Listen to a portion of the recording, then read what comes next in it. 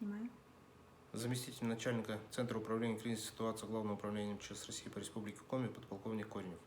24 ноября 2019 года в 20:35 в оперативно-дежурную смену ЦУГ Главного управления поступило от дежурного Печорского военизированного горноспасательного отряда МОГУ Ухта поступило сообщение о задымлении на шахте ООО «Ярига-нефть» на глубине около 200 метров. К месту происшествия незамедлительно выехали два отделения ВГСО, оперативная группа Ухтинского пожарно-спасательного гарнизона и экстренные оперативные службы городского округа Ухта.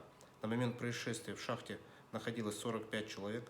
В настоящее время 33 человека подняты на свежий воздух, 9 человек остаются в шахте на безопасном расстоянии, оказывают содействие ВГСО, с 3 человеками потеряна связь.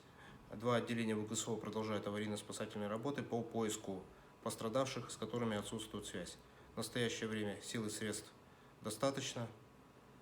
Доклад закончен.